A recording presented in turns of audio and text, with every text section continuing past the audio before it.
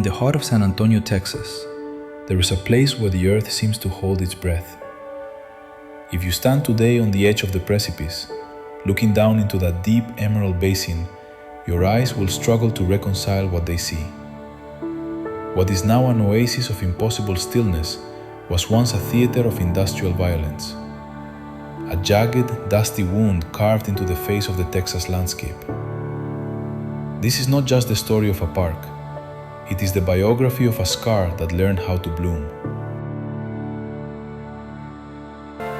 San Antonio, Texas, Sunday morning. Imagine for a moment the year 1880. The air does not smell of jasmine, it smells of lime and sweat. Listen for the metallic echo, the incessant clink-clink of pickaxes striking limestone. For 30 years, this was the Alamo Roman and Portland cement quarry. From this hole, the foundations of a city were pulled. But by 1908, the earth had nothing left to give.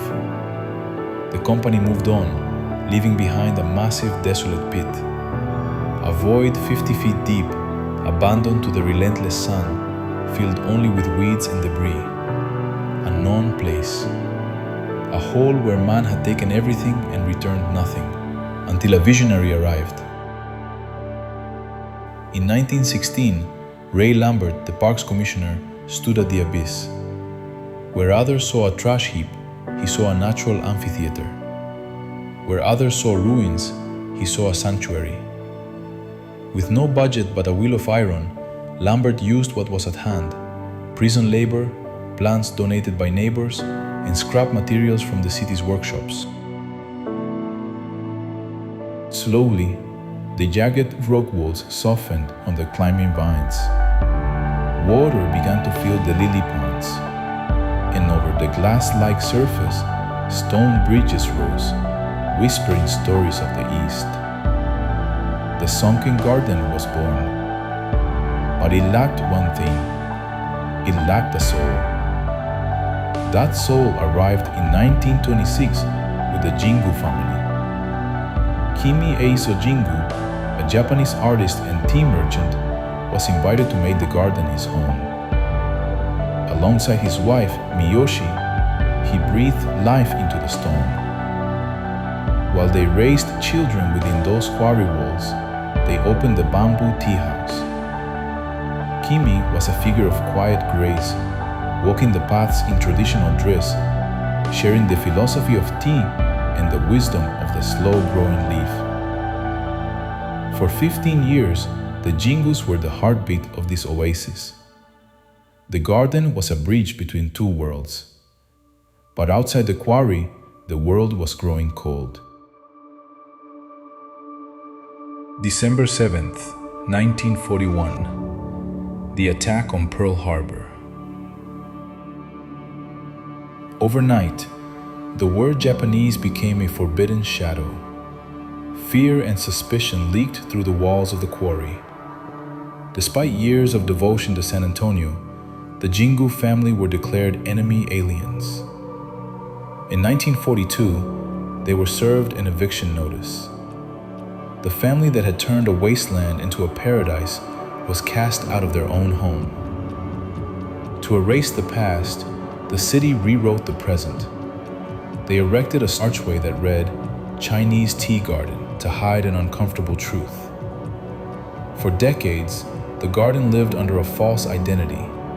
The plants grew, the waterfall tumbled, but the true history remained in the dark, silenced by the era. Time, however, is more persistent than silence. By the 1980s, the garden was crumbling, as if the weight of its hidden history was finally cracking the stone. It was then that the city's conscience stirred. In 1984, in an act of long-delayed justice, the park reclaimed its original name, the Japanese Tea Garden. The Jingus returned, not as residents, but as guests of honor, seeing their legacy finally pulled into the light.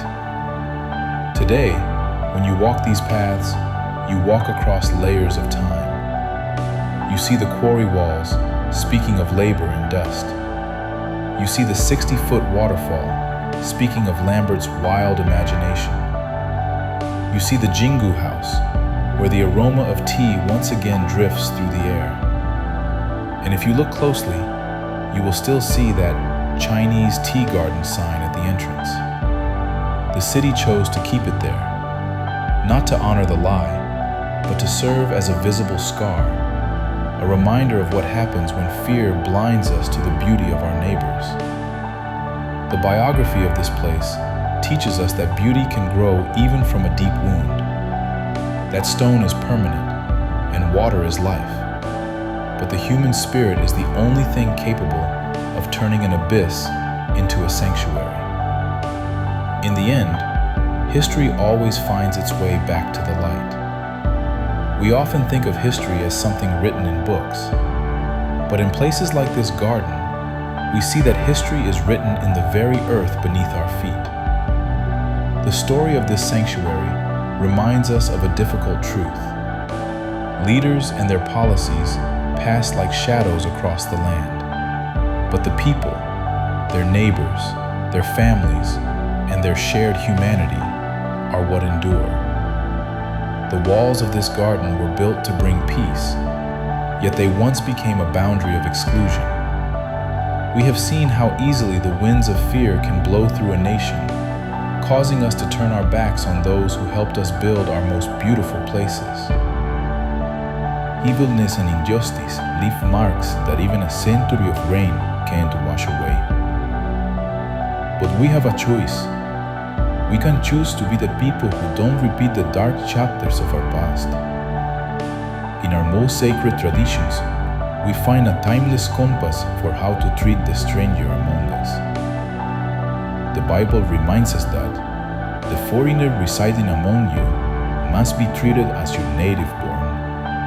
Love them as yourself, for you were foreigners in Egypt. I am the Lord your God. Leviticus chapter 19, verses 33 and 34. This is a reminder that at the very beginning, you were foreigners in this land also. As you walk the winding paths of the Japanese tea garden, remember the Jingu family. Remember that they were not the others. They were San Antonians. They were North Americans. Let this place be a living testament to the fact that our strength lies not in how we exclude, but in how we welcome.